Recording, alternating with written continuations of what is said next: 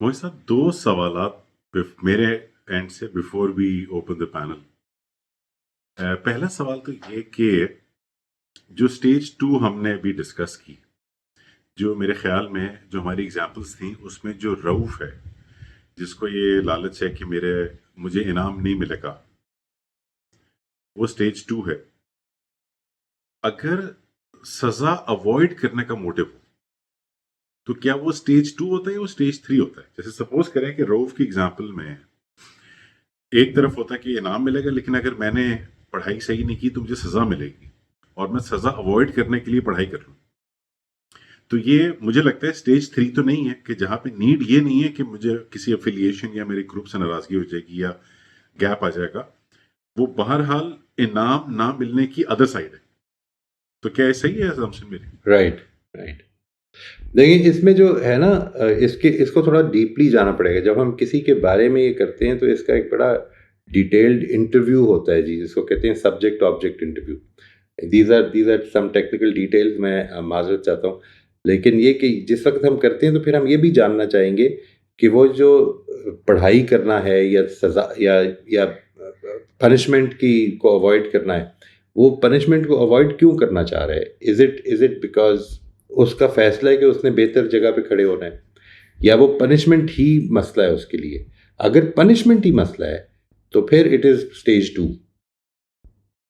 ठीक है जी, यानी ये बात कि मुझे पनिशमेंट मिलेगी, मुझे टीवी नहीं देखने दिया जाएगा, मेरे साथ ये मामला होगा, तो ये स्टेज 2 है। यानी हमें उसके मोटिव्स को थोड़ा डीपली स्टडी करना है कि वो मोटिव असल में क्या है। मिसाल के तौर पर आपको बज़ाहिर एक आदमी लग रहा है कि वो कहता है कि मुझे शौक़ है अच्छे नंबर लेने का। तो आप उससे जब ये पूछते हैं कि अच्छे नंबर क्यों लेने हैं, तो वो ये कहते हैं कि इसके नतीजे में मुझे एक इज़्ज़त मिलेगी। वो जो इज़्ज़त मिलना है वो असल में उसका सोशलाइज्ड टारगेट है, ना कि उसका एक इंडिविजुअल लेवल पे टारगेट है जी। तो ये this is something which we need to, इसके लेयर्स होते हैं, वो लेयर्स तक पहुँचना है कि क्या चीज़ है, क्या वजह हो रही है इसकी। और फिर ये एक एस्पेक्ट है, इसके अंदर बहुत सारे दूसरे एस्पेक्ट, वो ज़िंदगी को कंस्ट्रक्ट कैसे कर रहा है। ये जो चारों स्टेजेस मैंने आपसे बयान किए हैं, इनकी कंस्ट्रक्शंस बिल्कुल डिफरेंट है। मिसाल के तौर पर जो फर्स्ट स्टेज है, उसके अंदर परसेप्शन ही रियलिटी है। ठीक है जी, जो फर्स्ट स्टेज है, यानी मिसाल के तौर पर while I was coming back from Dubai and my grandson was with me, and I am always trying to notice these things. तो उसके जो जुमले होते हैं, तो उसने एक जुमला बोला, वो कहता है कि लुक स्मॉल कार्स।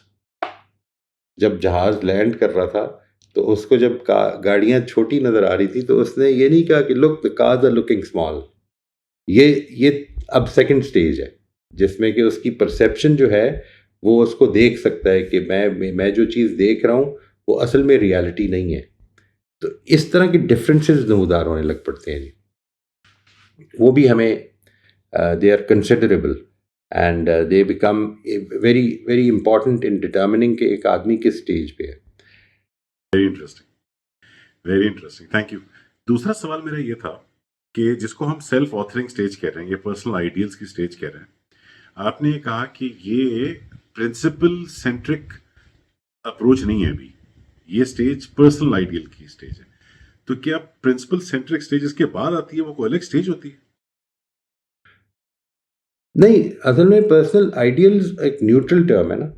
यानी मिसाल के तौर पर आप जब प्रिंसिपल सेंटर्ड कहेंगे कि ये प्रिंसिपल सेंटर्ड अप्रोच की स्टेज अब ये आ गई है, तो इसका मतलब है कि फिर ये आप कहेंगे कि दुनिया में हर शख्स जब इस स्टेज पे पहुंच जाते हैं तो सारे ही प्रिंसिपल सेंटर्ड हो जाते हैं। वो प्रिंसिपल सेंटर्ड होना इसी स्टेज पे नमूदार होता है। यानी पर्सनल आइडियल्स, जब वो अपने पर्सनल आइडियल्स प्रिंसिपल्स को बनाते हैं तो प्रिंसिपल सेंटर्ड हो जाता है। असल में यूं है, यानी वो हो सकता है कोई और चीज़ बना ले अपना आइडियल। मिसाल के तौर पर उसने अपनी कोई स्ट्रैटेजी बनाई हुई है कि मुझे एक अच्छी ज़िंदगी क्या होती है, वो कोई भी हो सकती है, किस तरह से गुजारनी चाहिए ज़िंदगी, लोगों के साथ मामला किस तरह करना चाहिए। आप उससे पूछते हैं तुम्हें किसने बताया, तो कहते हैं मेरा तजुर्बा है, ज़िंदगी ने मुझे ये सिखाया है। तो वो सेल्फ ऑथरिंग स्टेज है, बट वो प्रिंसिपल सेंटर्ड होना लाजिम नहीं है। तो यूं नहीं मैं कह रहा कि principle centred approach, principle centred life के लिए कोई अगली स्टेज होती है। मैं जो अर्ज कर रहा हूँ वो ये है कि इसी स्टेज पर एक आदमी अगर ज़िंदगी को एक पहलू से या दूसरे पहलू से खुद फैसला करके अडॉप्ट कर लेता है, तो ये उसकी वो सेल्फ ऑथरिंग स्टेज है। ठीक, थैंक यू, बहुत बहुत शुक्रिया। जी, most welcome। हमारे पास हैंड्स रेज ने। most Fatima, welcome। आप प्लीज अनम्यूट कर लीजिए। जी, अस्सलाम वालेकुम। वालेकुम अस्सलाम रहमतुल्लाह जी। ये मुझे सेकंड और थर्ड स्टेज में जो है ना, मतलब मुझे ऐसा लग रहा है कि जैसे सेकंड स्टेज में जो वो अपनी नीड्स मीट कर रहा है वो मटेरियल है, जैसे मतलब उसे A+ ग्रेड चाहिए, उसे गिफ्ट चाहिए या पनिशमेंट अवॉइड कर रहा है। लेकिन जो थर्ड स्टेज है उसमें ऐसा लग रहा है कि जैसे इमटेरियल एंड इमोशनल नीड्स पे आधा मोटिव, जैसे उसे ग्रुप की एक्सेप्टेंस चाहिए। वो राइट। चाहता है कि मैं जिन लोगों में उठता बैठता हूँ वो पसंद करें मुझे। तो बिहेवियर इधर भी मुझे जो समझ आ रही है कि वो नीड बेस्ड ही है, लेकिन जस्ट दैट कि now the needs are replaced with emotional needs, that he wants to be loved by the people who are around him or her, जो भी उसके राइट। ग्रुप है जिनमें वो उठता बैठता है। तो ये मेरी अंडरस्टैंडिंग सही है? देखिए, उधर जो है ना, जो फोकस है वो अपनी ज़ात की तरफ है, ठीक है? यानी यूँ समझ लें कि पहली स्टेज पे इससे उठ के दूसरी स्टेज पे वो आया तो उसका फोकस नहीं चेंज हुआ, फोकस उसका अपनी ज़ात की तरफ है। यानी मेरा आपके साथ ताल्लुक जो कुछ भी है वो असल में इसलिए बन रहा है क्योंकि how can you fulfil my needs, how can somebody be instrumental in fulfilling my needs. अगर किसी से इख्तलाफ हो गया तो मैं ये सोचूंगा उसमें कि ये इख्तलाफ मेरी नीड्स पर क्या असर डालेगा। यानी ताल्लुक असल में नीड बेस्ड है, ठीक है? जैसे ही आपकी सोशलाइजेशन स्टेज पे आप आते हैं तो असल में आपका फोकस आउटवर्ड हो जाता है कि मुझे दूसरे को किस तरह से अच्छा रखना है। अच्छा रखना है इसलिए नहीं क्योंकि मेरी नीड है, क्योंकि अच्छा रखना एक ज़रूरत है, यानी खुद एक ज़रूरत है। मुझे मेरी उससे कोई नीड वाबस्ता नहीं है। ये आप कह सकते हैं कि ये इसके अंदर मेरी एक इमोशनल सेटिस्फेक्शन है, येस दैट इज़ ट्रू, लेकिन वो इमोशनल सेटिस्फेक्शन जो है वो आज मुझे दूसरों को खुश रखने से है, इसमें है, इसलिए नहीं कि मेरी कोई उसके नतीजे में जब मुझे ज़रूरत पड़ेगी तो ये मेरी ज़रूरत पूरी कर देंगे। वहाँ पर मोटिव असल में अपनी ज़रूरत फोकस में है, यहाँ पर असल में दूसरे की खुशी फोकस में है। ये फ़र्क पड़ता है, यानी आउटवर्ड हो जाता है जो आपका फोकस है, ये सिर्फ इतना फ़र्क पड़ता है। इंटरडिपेंडेंस की तरफ चला जाता है, ही realise the right, importance of right, the group. Right.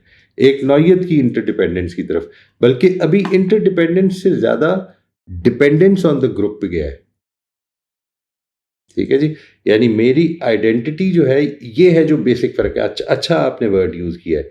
Interdependence ये है कि हम एक दूसरे पर डिपेंडेंट हैं, यानी मेरी कुछ ज़रूरतें आपसे वाबस्ता हैं, आपकी ज़रूरतें मेरे से वाबस्ता हैं, ये सब चीज़ें इंटरडिपेंडेंस हैं। लेकिन जिस वक्त एक आदमी की जो आइडेंटिटी है वो ये बन जाए कि एक्सेप्टेंस नहीं मिलेगी तो मैं फिर क्या रह जाएगा, यानी वो एक कंप्लीट डेवस्टेशन का असर होगा कि अगर मैं इसे मिसाल के तौर पर मेरा ग्रुप नाराज़ हो जाए, it is like my my my emotional death, it is like my metaphorical death. ये अब ज़िंदगी का मतलब मकसद ही ख़त्म हो गया, मेरी जैसे आइडेंटिटी खानदान आ वाले ही उधर से नाराज हो रही जाए, है। Right, right. जैसे जॉइंट आप फैमिली सिस्टम्स में होता है टाइम्स। ऐसे हो जाता है ना जी, यानी आपको ये महसूस होता है कि हम वो काम नहीं कर सकते जिसको हम ठीक समझते हैं, हम सारी ज़िंदगी दूसरों की खुशी के लिए जीते रहे। ये जो सारी ज़िंदगी दूसर वो सोशल प्रेशर है, हम सारी ज़िंदगी दूसरों की खुशी के लिए जीते रहे क्योंकि हमारी आइडेंटिटी उधर से आ रही थी। Because you were a part of that family and that right, group, not and उसके बिकॉज़ अलावा they you were they like they would nothing, appreciate you और एनीथिंग। उसके outside of that you are nothing. Right, right. And then you become more autonomous, you become more self-authoring. इससे आगे भी एक stage होती है लेकिन वो that is a very very minimal level पे, उसको इंट्रापर्सनल कहते हैं जी।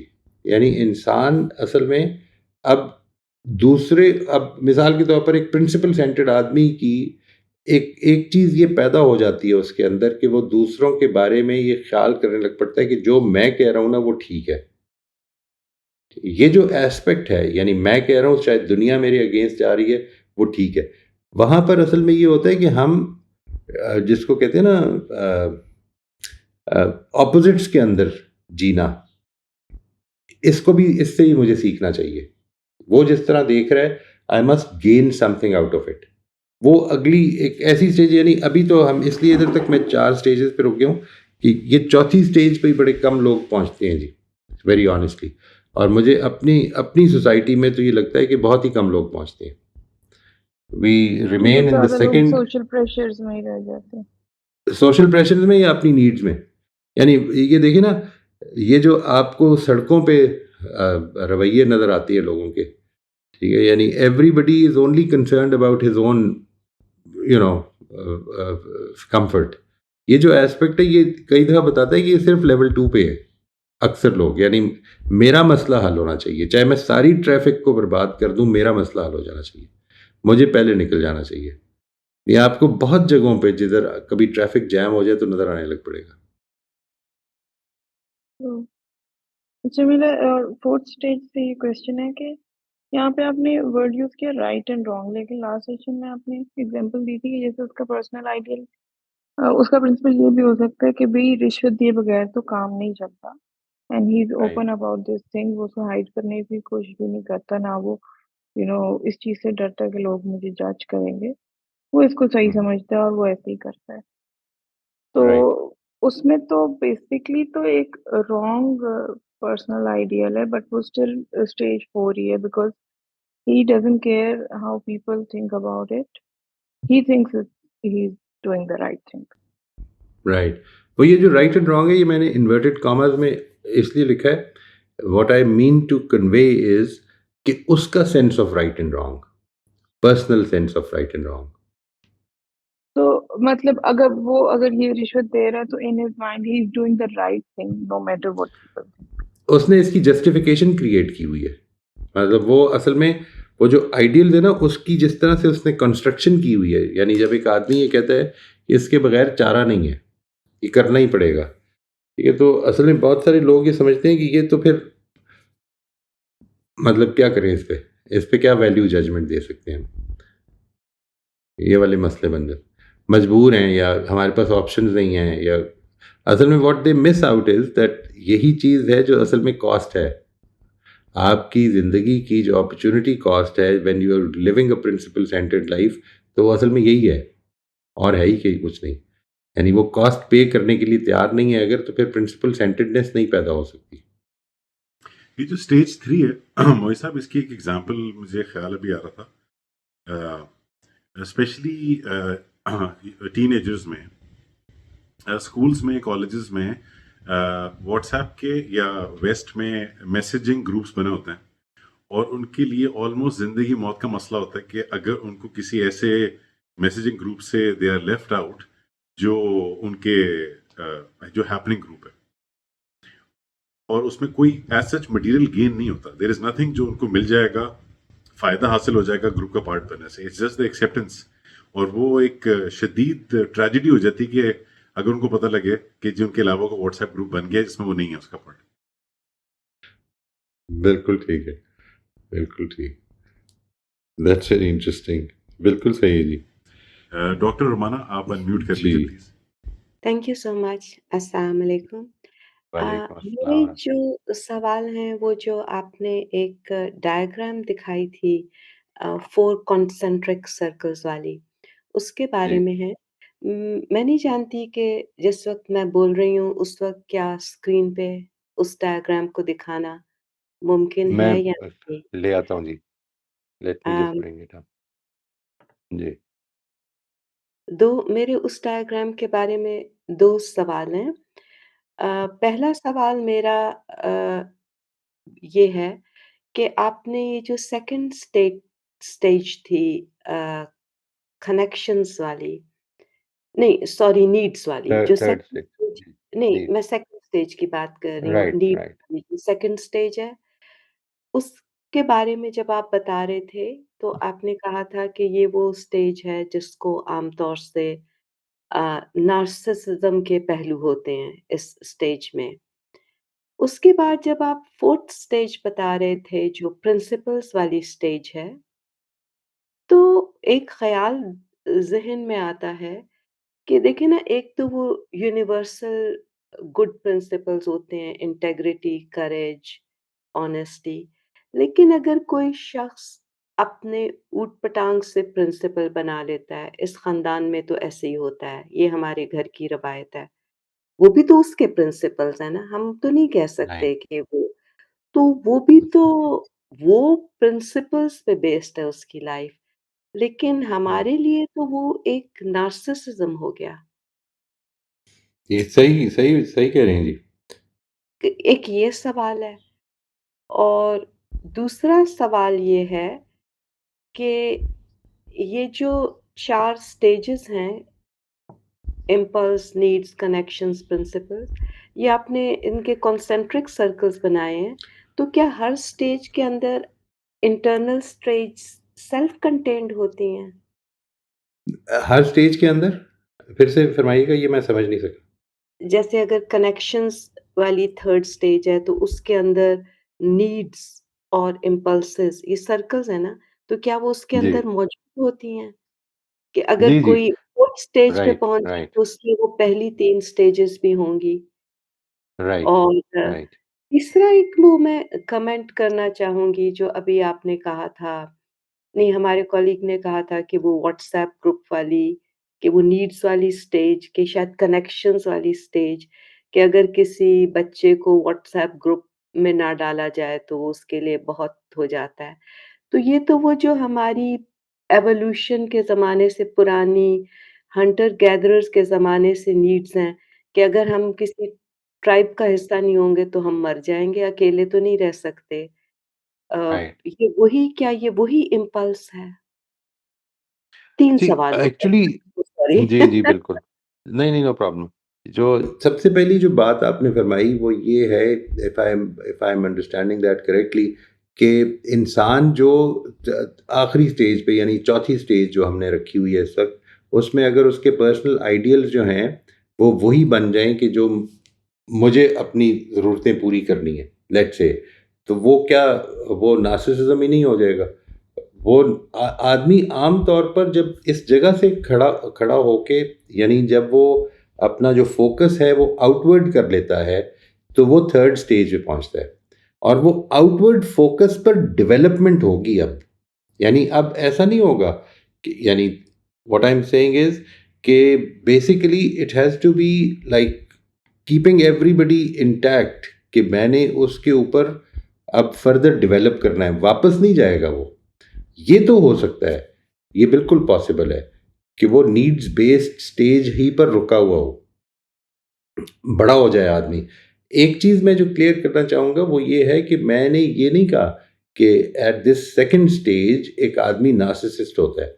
नहीं, बच्चा जो होता है, बच्चा नार्सिसिस्ट नहीं होता। उसकी नेचुरल ग्रोथ की स्टेज में जब ये स्टेज आती है तो वो नेचुरली इस तरह कर रहा होता है। ये हर बच्चा ही कर रहा होता है। इसमें इसको नार्सिसिस्ट हम नहीं कहते आम तौर पे।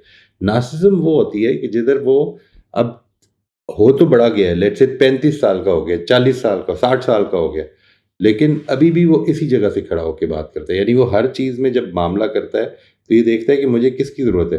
वो राब्ता नहीं करता, वो किसी से बात नहीं करता, सिर्फ उस वक्त बात करता है, सिर्फ उस वक्त वो किसी को मुबारकबाद देता है, किसी से कॉन्डोलेंस करता है जिस वजह से पता होता है कि मुझे मेरी ज़रूरत वापस है। ये असल में इधर से शुरू हो रही है बात।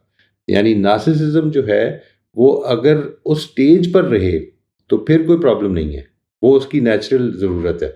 चुनाचे जो ये पर्सनल आइडियल्स हैं ये किसी न किसी पहलू से असल में आपको कनेक्शन पे बिल्ड करेंगे। यानी it is important to understand कि वो कनेक्शन से बिल्ड करेंगे। यूँ नहीं होगा कि वो वापस नीड्स की तरफ लेके जाएंगे। तो इस वजह से वो generally it will not be that kind of a you know psychotic नहीं होगा वो एक इस तरह का आदमी। जो दूसरा सवाल था जी आपका, वो थोड़ा सा मुझे रिमाइंड करा दीजिएगा। What was? सर्कल्स हैं जो राइट, कॉन्सेंट्रिक हैं, तो क्या राइट। इनके अंदर ये जैसे अगर आप 4th स्टेज पे हैं, तो क्या पहली 3 स्टेजेस कंटेन्ड होंगी? जी, जी। यानी अभी भी, आज भी if I'm at, let's say if I'm at the second stage, needs based stage पे हूँ, तो इम्पल्सेस मुझे अभी भी मूव करती हैं, लेकिन मेरी नीड्स उनको रेगुलेट करने लग पड़ती हैं। कनेक्शंस की स्टेज पे हूँ तो नीड्स और इम्पल्सेस मुझे मूव करती हैं, लेकिन मेरे कनेक्शंस उनको रेगुलेट करने लग पड़ते हैं। पर्सनल आइडियल्स मेरे इन सारी चीज़ों को रेगुलेट कर रहे होते हैं। ये है जो चीज़ मैं इससे कम्युनिकेट करने की कोशिश कर रहा हूँ। I hope that I am successful in that. ये जो बात है कि पर्सनल आइडियल्स जब होते हैं तो आदमी सिर्फ पर्सनल आइडियल्स पे काम कर रहा होता है, ये बात ठीक नहीं है। यानी एक फोर्थ स्टेज का आदमी भी ये कंसर्न्ड होगा कि मुझे किसी के साथ किसी को नाराज़ नहीं करना है, लेकिन ये जो चीज़ है उसकी कि मैंने किसी को नाराज़ नहीं करना है, ये उसके लिए डिसाइसिव नहीं हो जाएगी। वो इस जगह पे खड़ा होगा कि मुझे अपने प्रिंसिपल्स पे तो खड़े होना है, मुझे अपने आइडियल्स पे खड़े होना है। मेरी कोशिश ये होगी कि मैं दूसरों को भी साथ लेके चलूँ। ये चीज़ पैदा हो जाएगी। यानी it is not about ignoring the earlier things. मैं वही अर्ज़ कर रहा था कि एक 60 साल के आदमी को भी हो सकता है वो पाँचवीं स्टेज पे या चौथी स्टेज पे हो, लेकिन फिर भी उसको उसकी जो इम्पल्सेस हैं, उसकी जो इस वक्त ख्वाहिश पैदा हुई है, उसका जो दिल कर रहा है कुछ करने का, वो मूव कर सकती है चीज़, एज लॉन्ग एज ऊपर की जो रेगुलेटरी उसकी वो हैं सोर्सेज वो ख़राब ना हो। ये बात कम्युनिकेट हो रही है जी, ये हुई। आई होप ये कुछ समझ में आई, इससे मैं क्लियर कर सका हूँगा। इट इज़ द बिगिनिंग इस कॉन्सेप्ट की, तो मेरा ख्याल में इसको सिंक इन होने में थोड़ा टाइम राइट लगेगा, थोड़ा इसके बारे में राइट सोचना पड़ेगा, राइट मज़ीद राइट राइट सर्च करके पढ़ना बिल्कुल पड़ेगा, फिर बिल्कुल जी। क्लियर होगी। लेकिन इसको जो जो आज मैं आपको वही बता देता हूँ, सोर्स इट्स एक food source for thought at the moment. It's what जी, it's what, I am it's sorry. Food for thought at the moment कि अब ये एक नई आपने सोचने के लिए, राइट राइट समझने राइट के लिए एक राइट नई चीज़ बताई है, तो बिल्कुल जी, आहिस्ता-आहिस्ता मेहनत करेंगे तो क्लियर हो जाएगी। बिल्कुल ठीक है। लेकिन ये जो बात अभी आपने सवाल फरमाया था कि कॉन्सेंट्रिक सर्कल जो हैं, इसमें ये एक चीज़ कम्युनिकेट हो रही है, वो मैं वाज़े कर पाया हूँ कि मैं उसको कम्युनिकेट करना चाह रहा हूँ। यानी they become shaded, they become weld by the regulatory motive. Her stage पे जो असल मोटिव होता है वो असल में निचली स्टेजेस के मोटिव्स को ख़त्म नहीं कर देता, वो उनको रेगुलेट करने लग पड़ता है। ये चीज़ मैं कम्युनिकेट करना चाह रहा हूँ इस डायग्राम से जी। जी, मैं वो वाला कन्फ्यूज़न मेरा किसी हद तक क्लियर हो गया। ठीक, ठीक है जी, ठीक। And the third question was sorry, आपने तीसरा भी एक सवाल हम मेरी जब मैंने अच्छा, बात करनी की थी उससे पहले एक कॉलीग ने एक कमेंट किया था कि जी, जी, जी। जो बच्चे हैं अगर उनको किसी व्हाट्सएप ग्रुप से निकाल दिया जाए या शामिल ना जी, किया जाए तो ये लाइफ एंड डेथ का मैटर हो जाता है। तो बिल्कुल, वो मैं सोच रही थी कि ये वो जो इंसान पुराने ज़माने के होते थे कि जहाँ इट वाज़ अ नीड कि वो राइट, हंटर गैदरर्स वाला ज़माना था कि they had to be part of a group in order to survive. तो यहाँ भी बिल्कुल। शायद वो प्राइमोर्डियल इम्पल्स आ जाती है। आई वुड थिंक सो जी, आई वुड थिंक सो। ये I would think so, yes, yes, ये बात ठीक है, ऐसा ही लगता है। Thank you so much. जी, मोस्ट वेलकम जी, most welcome. I will mute myself now. Mohit साहब, अगर एक पॉइंट में इसमें ऐड करूं, and correct me if I am wrong, हम असल में शायद कुछ कंफ्यूजन यहाँ से भी पैदा हो रही है कि हमें ये जहन में रखना है कि हम मोटिव्स असेस करने की कोशिश कर रहे हैं, एक्शंस नहीं। तो दो लोग हो सकता है ऐसी सिचुएशन हो कि जहां पे वो एग्जैक्टली सेम एक्शन करें मगर उनका मोटिव बिल्कुल डिफरेंट हो, स्टेज 1, 2, 3 या 4 पे। एब्सोल्युटली राइट, बिल्कुल ठीक है जी। और असल में वो ये जो सिखाते हैं ना जब इसको असेस करने के लिए, तो वो यही चीज़ बता रहे होते हैं कि बज़ाहिर एक चीज़, यानी वो इसको वो कहते हैं कंटेंट पे नहीं जाना, स्ट्रक्चर पे जाना है। इसको इस तरह से बयान, ये जो आपने अभी बात फरमाई है, यानी एक आदमी, दो लोग जो हैं वो कोशिश कर रही है कि मेरा टीचर मुझसे राज़ी रहे, ठीक है? और एक आदमी जो है वो हो सकता है सेल्फ ऑथरिंग स्टेज पे, और एक आदमी जो है वो सोशलाइजिंग स्टेज पे, और एक आदमी जो है वो इंस्ट्रूमेंटल स्टेज पे, यानी सेकंड, थर्ड, फोर्थ स्टेज तीनों ही हो सकती हैं ये। तो वो असल में उसका मोटिव डिटर्मिन करेगा। बिल्कुल। इससे मुझे ख्याल आया एक बड़ी इंटरेस्टिंग एक एग्जांपल कुछ दिन पहले आई, और घर में मेरी डिस्कशन शुरू हो गई उसके ऊपर और वो डिस्कशन थी ही मोटिव रिलेटेड। और जो दूसरा पॉइंट मैं अभी the second point I wanted to make उससे रिलेटेड है, इसलिए मैं जल्दी से वो एग्जांपल शेयर कर देता हूँ। वो पहले I just tell you the point I was trying to make. The point was कि हम ये जो अंडरस्टैंडिंग डेवलप करने की कोशिश कर रहे हैं स्टेज ऑफ मोटिव्स की, स्टेजेस की, हमें ये क्लियर होना चाहिए कि किसी का मोटिव हम कभी भी समझ नहीं सकते। ये सिर्फ हमें Right. अपनी पर्सनल डेवलपमेंट और ग्रूमिंग के लिए मोटिव्स और स्टेजेस समझने में हेल्प करने के लिए एग्जांपल्स हैं। Very very important, very important. बिल्कुल ठीक कह रहे हैं, यानी वो बताएगा तो पता चलेगा वो असल में। बताएगा तो पता चलेगा, और उसमें भी हमें पिंच ऑफ सॉल्ट के साथ लेना पड़ेगा कि हो सकता है कि एक्सप्रेशन का, कम्युनिकेशन का गैप हो, और एब्सोल्युटली हम नहीं कह सकेंगे। तो मुझे ठीक कह रहे हैं जी, दैट्स अ वेरी इंपॉर्टेंट। जो एग्जांपल थी इसमें Very बड़ी important. इंटरेस्टिंग थी, वो ये थी कि एक कोई इंटरनेशनल बॉडी बिल्डिंग कॉम्पिटिशन था, तो I was watching a small documentary on it. तो एक बॉडी बिल्डर ने कहा कि मुझे एक मसल में कुछ क्रैम्प आ गया, कुछ परमानेंट लिगामेंट डैमेज कर लिया उन्होंने। He did something while like a week before the competition, लेकिन वो इतना मोटिवेटेड और इतना ड्रिवन था कि उसने कहा कि मैं उसी टॉर्न बाइसेप के साथ ही मैंने जाके कंपटीशन में पार्टिसिपेट कर लिया, and I was going through the pain. लेकिन उसने कहा ये कि मेरे से गलती हो गई कि मैंने उससे पहले आर्नल्ड जो बड़े मशहूर बॉडी बिल्डर है उनको बता दिया, ही वाज पार्टिसिपेटिंग आल्सो। मैंने उनसे जिक्र कर दिया कि देखो मेरा अभी मैं इस तकलीफ में फिर भी पार्टिसिपेट कर रहा हूँ, और उन्होंने जाके जजेस को बता दिया एंड ही गॉट डिस्क्वालिफाइड। अब इसके ऊपर जो कॉन्वर्सेशन शुरू हो गई हमारे घर में वो ये थी कि आर्नल्ड को ये करना चाहिए था या नहीं करना चाहिए था। और इस तरह के मौके पे सीधा क्वेश्चन चला जाता है उसके मोटिव पे, और इवेंचुअली यही यहाँ पे आके डिस्कशन ओपन हो गया और ओपन एंडेड रह गया कि अगर तो हिज मोटिव वाज कि भाई सच तो सच होता है, सही बात होती है, मेरे साथ भी होती, मैं तभी बता देता, किसी की मुझे पता लगी तो मेरी जिम्मेदारी बन गई है बताना। ये कुछ उस किस्म का सिनेरियो जो हमारे फोर्थ स्टोरी का सिनेरियो है। तो ये मोटिव अगर था तो हम उस क्वेश्चन को बिल्कुल क्वेश्चन नहीं कर सकते।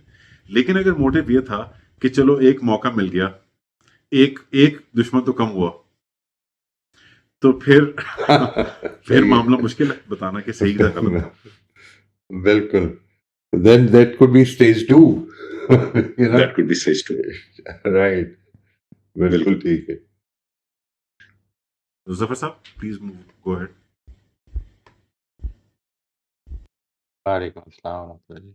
मेरा जो क्वेश्चन है उसको आपने किसी हद तक एड्रेस तो कर दिया, बट मैं उसको उसकी वो दूसरा उसका जो एस्पेक्ट है वो पूछ लेता हूँ कि ये जो स्टेजेस हैं इनको प्रोग्रेस करने के लिए, for example someone is conscious, तो उसमें एज का कोई फैक्टर है?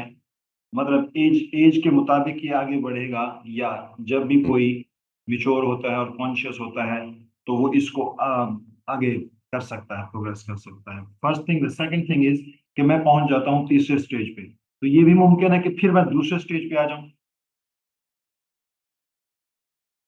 नहीं, ऐसा नहीं होता, ऐसा नहीं होता।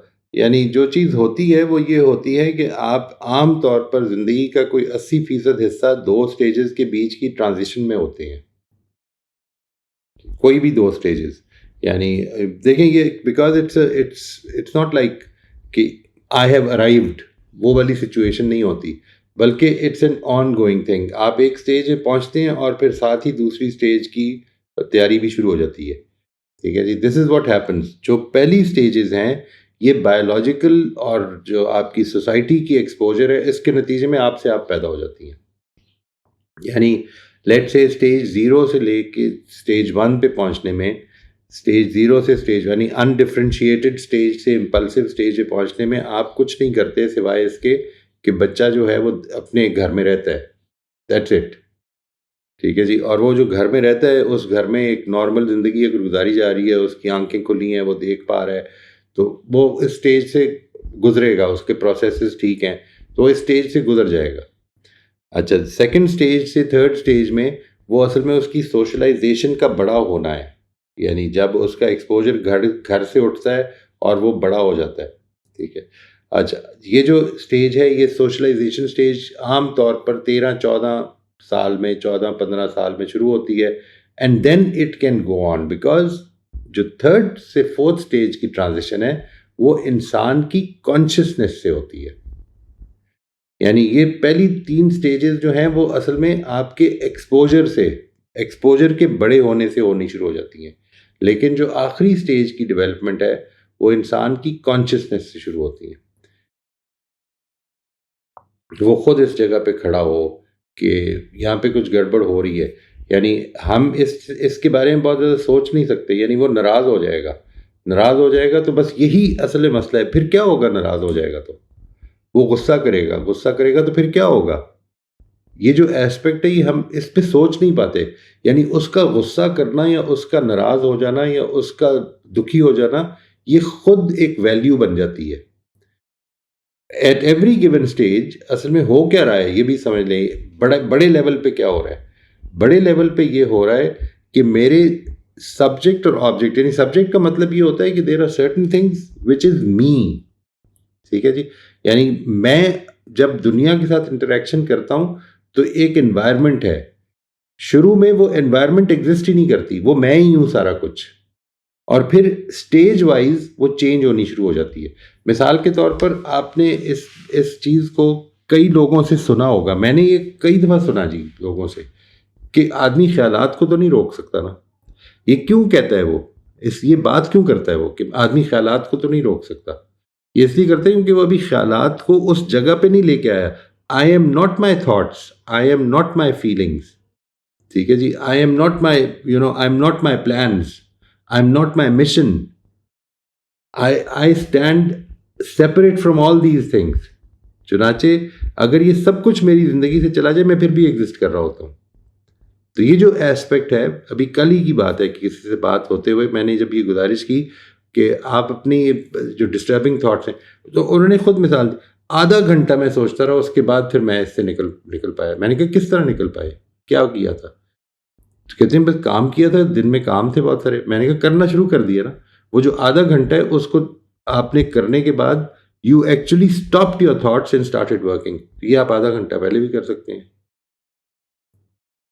ठीक है ना। जब ये किया है तो इसका मतलब है कि हम पहले भी कर सकते हैं। तो वो जो हमने इतना ज़्यादा टाइम हमने ये समझा कि नहीं, अभी भी ये रिकग्निशन नहीं हुई, अभी भी नहीं है कि आई एम नॉट माई थॉट्स। तो ये खुद एक, जब ये बात की ये मैं सोच रहा हूँ, ये खुद एक डेवलपमेंटल स्टेज है। ये मैंने आपको बताया, परसेप्शन जो है वो मेरे लिए एक डेवलपमेंटल स्टेज है। ये समझना कि मैं जो चीज़ मुझे दिख रही है वो एग्जैक्टली वैसी नहीं है।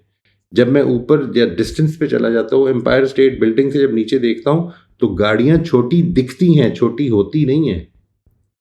ये खुद एक डेवलपमेंट है जिसको हम we take it for granted कि नहीं, तो सब ऐसे ही देखते होंगे, है ना जी। वो उनके लिए ऑब्वियस है, वो आपके लिए ऑब्वियस है, ये मसला है। तो वो देख नहीं पा रहे होते हम। वो जिसकी लास्ट टाइम इन्होंने अली ने बड़ी अच्छी मिसाल दी थी उसकी, कि वो उनके बॉस ने ये कहा कि तुम अपने प्रिंसिपल्स पर जो फैसला करते हो उस पर इत्मीनान रखो। एक थर्ड स्टेज के आदमी को आप ये कहेंगे, वो कहेंगे कैसा इत्मीनान रखो? यानी आपसे सब लोग नाराज हो जाएंगे, ये कैसे हो सकता है कि मैं इत्मीनान रखूं? अच्छा, नाराज हो जाएंगे तो क्या होगा? ये सवाल ही पैदा नहीं होता। तो जी आप माने कि पहले 3 स्टेजेस के ऊपर ये जो है, ये तो ऑटोमेटिकली आ ही जाएंगे जो ही आपका एक्सपोजर बढ़ेगा। लेकिन ये जो चौथा स्टेज है, प्रिंसिपल सेंटर्ड या सेल्फ ऑथरिंग जो है, ये असल में कॉन्शियसनेस से आएगा। असल में आ जाएंगे अगर उनको सपोर्टिव माहौल मिले। मिसाल के तौर पर एक बच्चे को आप कुछ भी नहीं करने देते, कुछ भी नहीं, तो इसके बाद उसके लिए नीड बेस्ड स्टेज आनी ज़रा मुश्किल है। वो असल में इम्पल्सिव स्टेज पे रह जाता है ग्रो करता है, एक्सपोजर बढ़ता है, लेकिन वो हमेशा इम्पल्सिवली बिहेव कर रहा होता है। जब जब उसको लोग ना देख रहे हो वो इम्पल्सिव होना शुरू हो जाता है। इसी तरह मिसाल के तौर पर नीड बेस्ड स्टेज में आपने नीड्स को रोके हुए है, सख्ती की हुई है बहुत ज़्यादा, नहीं हरगिज़ नहीं, कुछ नहीं मिलेगा, ये होगा, इस तरह की तो वो जो नीड है वो उसके ऊपर इतनी ज़्यादा हावी हो जाती है कि वो उससे फिर निकल नहीं पाता।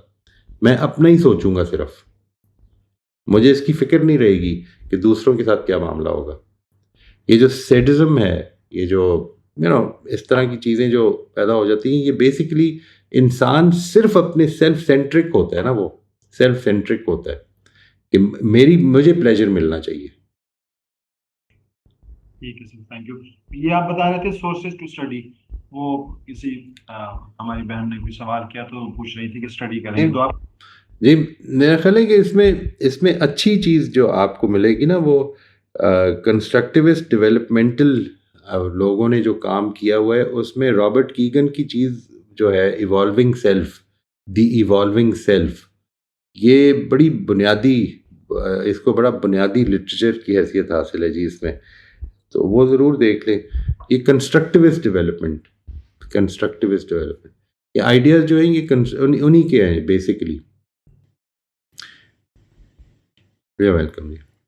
अच्छा जी, लास्ट 10 मिनट शुरू हो गए तो we'll try to speed it up a little bit. जो हैंड्स रेज्ड हैं हम कोशिश करेंगे कि उनको सबको ले लें। अभी 2 क्वेश्चंस हमें मोहित साहब चैट में आए हैं पहले के, तो वो मैं पूछ लेता हूँ आपसे जल्दी से। पहला सवाल ये था कि अभी आप एग्जांपल देते हुए कह रहे थे कि कुछ लोग they get stuck second stage या थर्ड स्टेज पे, तो सवाल ये कि क्यों फंस जाते हैं लोग, क्यों स्टक हो जाते हैं? ये अभी मैंने इसका जवाब दिया जी, ये कि अगर आपकी यानी व्हाट इज़ रिक्वायर्ड, इसको समझ लें। ये जो इम्पल्सिव स्टेज से नीड बेस्ड स्टेज में जाने के लिए एक है जो एज है, एज का मतलब ये है कि तकरीबन 5 साल के बाद वो अब नीड बेस्ड स्टेज में जाना शुरू होगा। लेकिन व्हाट इज़ रिक्वायर्ड ये है कि उसको सपोर्ट भी किया जाए और उसको चैलेंज भी किया जाए, यानी कुछ उसकी इम्पल्सिस को रोकने की तरफ आया जाए, कुछ इम्पल्सिस रुकें और कुछ इम्पल्सिस पूरी होने दी जाएं, और इसके नतीजे में उसकी नीड्स जो हैं वो गालिब आना शुरू हो जाएंगी। आप जिस वक्त नीड्स में लेके आते हैं तो कुछ नीड्स को रोकना, यानी कुछ नीड्स में चैलेंज क्रिएट करना कि देखें हमारे लिए ज़रूरत किस चीज़ की है, कि दूसरे की भी हमने एक कमिटमेंट की हुई है, हम एक सोसाइटी में रहते हैं, हमें दूसरे का भी ख्याल रखना चाहिए। ये एक फ़लसफ़े के तौर पर तो आपने बताना शुरू कर दिया, लेकिन आहिस्ता आहिस्ता वो उस जगह पे पहुँचे कि मेरी अगर ज़रूरत पूरी नहीं हो रही तो मैं अब दूसरे की भी सोचूं। यानी let's say if I am not fulfilling my commitment, तो उसके नतीजे में दूसरे डिसअपॉइंट हो रहे हैं। ये जो एस्पेक्ट है इसको वो कहते हैं कि ये there is a balance of support and challenge. Support and challenge का मतलब ये है कि आप उसकी जो प्रेजेंट स्टेज है उसको सपोर्ट भी करते हैं और साथ ही उसके लिए चैलेंजेस भी क्रिएट करते हैं ताकि वो आगे प्रोग्रेस भी करे। तो वो हर स्टेज का डिफरेंट है, और इसी लिहाज से तीसरी से चौथी स्टेज में इंसान अपने लिए भी और एनवायरनमेंट भी, कई दफ़ा एनवायरनमेंट भी कर सकती है, हेल्प कर सकती है इसमें जी। ठीक। और जो एक और क्वेश्चन हमें आया हुआ है वो ये आया हुआ है कि फोर्थ स्टेज जो है, क्या हम ये कह सकते हैं कि it's a conscious oriented stage, ज़मीर की आवाज़ की स्टेज है? बन जानी चाहिए, यस बन जानी चाहिए, लेकिन सेल्फ ऑथरिंग है। सेल्फ ऑथरिंग का मतलब ये कि मेरे फैसले हैं ऑन द बिल्ड अप, कि जो मैंने सोशलाइजिंग स्टेज से ऊपर की तरफ, यानी अब तक मैं डिपेंडेंट था दूसरों के ऊपर, अब उसके नतीजे में बहुत सारी चीज़ें मैं गलत कर रहा था ना। अभी पिछले दिनों ये बात आई जब सामने कि हमारी ये नॉर्म्स हैं, वो नॉर्म्स जो है वो मिसाल के तौर पर ऐसी हैं, मिसाल के तौर पर हम अपनी वफ़ात किसी की हो जाती है तो ये कुछ उसमें रिचुअल्स अदा करते हैं। इसके बारे में आप जितना मर्जी समझा लें कि ये ठीक नहीं है, इसको नहीं करना चाहिए, तो लोग कहते हैं हमारी नॉर्म्स हैं। तो ये जो बात है ये देखें, ये थर्ड स्टेज पे फंसे हुए लोग हैं, ठीक है। आप जिस वक्त ये कहती हैं तो एक आदमी ने कहा कि यार मैंने ये सोचा है उसके बारे में और मैं ये समझता हूँ कि नहीं ये बेमानी चीज़ें हैं, तो अब सेल्फ ऑथरिंग स्टेज का आगाज़ हो रहा है। लेट्स से ये सेल्फ ऑथरिंग स्टेज का आगाज़ हो रहा है, वो कॉन्शियस की तरफ जाएगी या नहीं जाएगी, ये असल में दैट इज़ वो उसके अंदर वो वैल्यू जजमेंट है कि जो वैल्यूज़ वो किधर से लेने के लिए तैयार है। कहता नहीं, मैं तो खुद से फैसले करूँगा, मुझे वही के इल्हाम की तरफ कोई ज़रूरत ही नहीं है कि कुरान मजीद कोई पढ़ो या कुछ, उसका फैसला ही है, वो किस तरह करेगा। You can't force it on anyone, ठीक है ना। वो किधर जाएगा, ये असल में ये कुछ और ही चीज़ है विच आई कैन नॉट कैटेगराइज। ये मतलब इसको आप स्पिरिचुअली तो कैटेगराइज कर सकते हैं इन लफ्ज़ों में कि ये खुदा की तौफीक है जो असल में सिर्फ डिज़र्विंग लोगों को मिलती है, ठीक है जी। लेकिन ये बात कि यहाँ पर एक स्टेज ऑफ डेवलपमेंट है जो कि हमें न्यूट्रल बेसिस पे उसको रखना है, न्यूट्रल रखना है, ना उसको रिलीजियस रंग ना दें, उसको मॉरल रंग ना दें। यानी वो स्टेज ऑफ डेवलपमेंट जो है वो उन लोगों के ऊपर भी आती है जो एथियस्ट हो जाते हैं, मिसाल के तौर पर। इससे नहीं फ़र्क पड़ता कि वो मतलब आपकी वैल्यूज़ के मुताबिक है या नहीं है, जो भी करेगा वो उसका फैसला होगा। ठीक है जी। आयशा, आप अनम्यूट कर लीजिए प्लीज। वालेकुम। वालेकुम अस्सलाम रहमतुल्लाह जी। जैसा मैंने ये पूछना था कि इम्पल्सिव स्टेज जो है, ये अगर स्कूल ना जाए बच्चा तो कितनी लंबी हो सकती है? यानी प्रेशर अगर ना हो उसके ऊपर तो वो, और क्या बेहतर है कि ये जल्दी खत्म हो नहीं, जाए? वो मतलब ये बात कि वो अगर उसकी इम्पल्सिस को आपने बहुत ज़्यादा रोका नहीं है, ठीक है, बहुत ज़्यादा अगर कंट्रोल में नहीं रखा, हार्नेस नहीं किया उनको, तो फिर वो इन अबाउट 5-6 ईयर्स ख़त्म होनी शुरू हो जाएगी। यानी वो अपने शौक से अपनी रेगुलेशन करना शुरू कर देगा, मेरा दिल कर रहा है ये करने का, इस नौयत की चीज़ें पैदा होनी शुरू हो जाएंगी। आमतौर पर ये 5 से 7 साल के दरमियान ख़त्म हो जाती है जी, आमतौर पे। ये आयशा, आपकी बात पूरी हो गई? मोइस, आप अनम्यूट कर लीजिए प्लीज। सलाम अलैकुम सर। वालेकुम अस्सलाम रहमतुल्लाह जी। Sir, socialism means direct last stage को नहीं पहुंच सकते हैं सर? एक प्रोग्रेशन ही जनरली ऑब्जर्वेबल है जी, एक प्रोग्रेशन ही है। मतलब ये आम तौर पर ये कहा जाता है कि ये जो है ना स्टेजेस, ये इसी सीक्वेंस में आती हैं। आम तौर पर तो यही देखने में आया है। ये कहना कि कोई आदमी पहुंच सकता है या नहीं पहुंच सकता, दिस इज़ वेरी डिफ़िकल्ट कि क्या ऐसा हो सकता है, क्योंकि ये basically it builds on the other. ये जो है ना, जब अभी रोमाना ने सवाल किया था, बड़ा इंपॉर्टेंट था इस लिहाज से कि क्या ऐसा हो सकता है कि सेल्फ ऑथरिंग स्टेज का आदमी नार्सिसिस्ट हो, ठीक है ना जी, वो अपना ही सिर्फ फैसला सोचता हो, अपना फ़ायदा सोचता हो। इसलिए नहीं होता क्योंकि वो बिल्ड कर रहा है ऑन द सोशलाइज स्टेज। उसके लिए सोशलाइजेशन, यानी उसके लिए ग्रुप के साथ अटैचमेंट बड़ी इंपॉर्टेंट होती है, और वो ग्रुप का फ़ायदा सोच रहा होता है, और वो उसी के बेसिस पर ऊपर डेवलप कर रहा होता है। इसलिए ये मुश्किल लगता है। मैं इसके बारे में कोई हतमी बात तो नहीं कह सकता जी। मौजज़ात तो दुनिया में आपको पता है हो ही सकते हैं। सर, अगर अब एक रिलीजियस के पॉइंट ऑफ व्यू से लें तो अब एक इंटरप्रिटेशन एक से पहले रहती है, फिर रिसर्च के बाद दूसरी इंटरप्रिटेशन अडॉप्ट कर लेते हैं, तो ये सेल्फ ऑथरिंग स्टेज है सर? जी, वो खुद करते हैं। अच्छा, फिर एक लेवल ये होता है कि जिस वक्त एक आदमी कहता है ये मेरा पॉइंट ऑफ व्यू है, उसको प्रेजेंट कर रहा होता है, और वो दूसरे के पॉइंट ऑफ व्यू को समझने में बहुत मुश्किल हो रही होती है। एक आदमी वो होता है जो दूसरे के पॉइंट ऑफ व्यू को वाकई पूरी तवज्जो से सुन के समझ सकता है। ये जो डेवलपमेंट है, ये it is towards 4th stage से ऊपर की डेवलपमेंट है ये। यानी 4th स्टेज की डेवलपमेंट ये कि मैं अपने पॉइंट ऑफ व्यू को बनाने में अब खड़ा हूँ, मैं इससे निकलना चाह रहा हूँ कि सोसाइटी के प्रेशर से निकले, और अब मैं अपना पॉइंट ऑफ व्यू बना सकता हूँ और अपनी जगह पे खड़ा हो गया हूँ।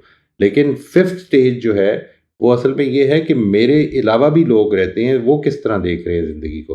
अच्छा, वो जिस तरह देख रहे हैं, उसकी पहली स्टेज तो ये कि मैं दूसरे को समझना चाहता हूँ, लेकिन फिर उसकी आखिरी स्टेज ये कि मैं और ये दूसरा पॉइंट ऑफ व्यू सिंथेसाइज किस तरह हो सकता है, हाउ कैन दे बोथ को एग्जिस्ट, इस तरफ आने की कोशिश है। उसके नतीजे में एक बड़ी चीज़ डेवलप हो सकती है। यानी मैं ये दूसरे की बात को, दूसरे की फीलिंग्स को, दूसरे के नुक्ता नज़र को इस तरह से इनकॉर्पोरेट करने की कोशिश करूँ अपनी ज़िंदगी में कि अपना भी नहीं छोड़ना है और दूसरे को भी समझना है। इस तरह से समझना है कि वो मेरी ज़ात का हिस्सा बनना शुरू हो। तो this is very, very rare. मतलब यूँ समझ लें कि hardly 1% is a huge number. कहते हैं 1% ये करीब है, लेकिन मेरे ख्याल में 1% is a very big number. ये बड़ा मुश्किल है।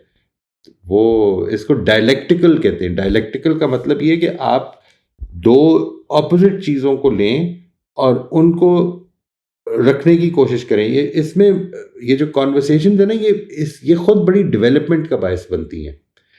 डायलेक्टिकल कन्वर्सेशंस, डायलेक्टिकल अप्रोचेस, ये सीखना बड़ी इंपॉर्टेंस रखता है, लेकिन प्रैक्टिकली क्या ये पॉसिबल है? इस सवाल का जवाब, यानी कि इंसान का उस जगह पे खड़े हो जाना कि बगैर फिफ्थ फोर्थ स्टेज से गुजरे, मुझे मुश्किल लगता है जी। यानी एक आदमी खुद नहीं है अभी, लेट्स से मेरी ज़ात अभी अपनी तौर पे खड़ी नहीं हो सकती, तो मैं आपको क्या सहारा दूंगा? ये वाला मसला है इस नौयत का। सर ये जो बाउंड्रीज डिफाइन करते हैं ना सर, इसका मतलब नो कहना है, ये कौन से स्टेज में आता है सर? ये सेकंड स्टेज से थर्ड स्टेज की तरफ, जिधर आप बाउंड्रीज अपनी लिमिट्स डिफाइन करने के, ये ठीक नहीं है। यानी जब आपने तरबियत भी करनी है ना, तो सेकंड स्टेज के बच्चे को अगर आप थर्ड स्टेज में लाना चाहते हैं, तो वो बाउंड्रीज की डेफिनेशन है, उसमें सबसे इंपॉर्टेंट चीज़ ये बन जाती है, डिफाइनिंग बाउंड्रीज। मतलब उसके साथ कि तुम ये नहीं कर सकते, let's say this is not allowed. तुम खुद फैसला कर लो कि तुम कितने बजे आओगे, लेकिन फिर इतने बजे आना पड़ेगा वापस। मतलब खुद को हर्ट होने से प्रोटेक्ट करते हैं ना सर, वो ये है। जी जी। नहीं, वो ज़रूरी नहीं होता कि हर्ट होने से प्रोटेक्ट करें। वो ये भी हो सकता है कि आप जो महसूस करते हैं कि ये चीज़ें मैंने अडेप्ट नहीं करनी, ये चीज़ें मैंने नहीं छोड़नी। Yesterday night, my sister visited here at a time when I was sleeping. So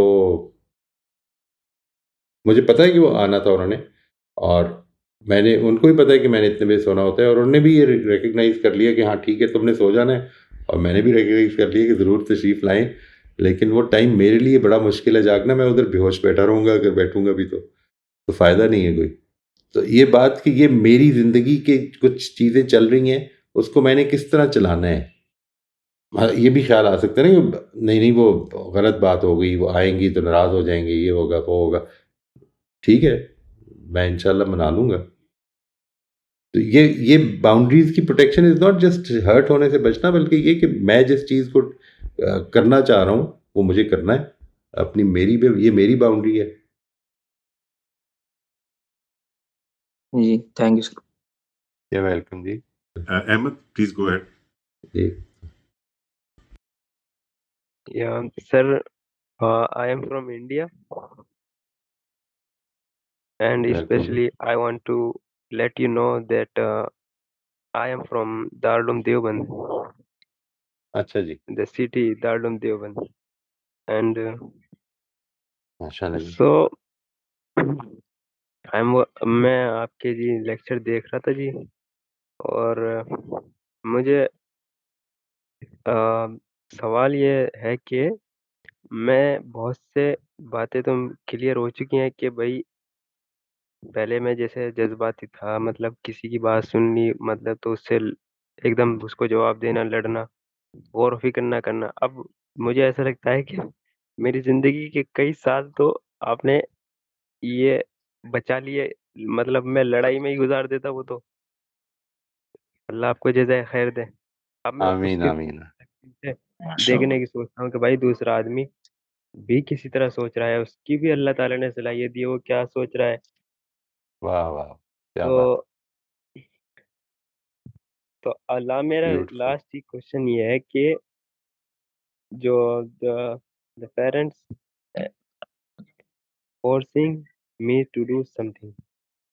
They have reason and valid reason, but the thing that they are forcing me to do, I think that is not right to me.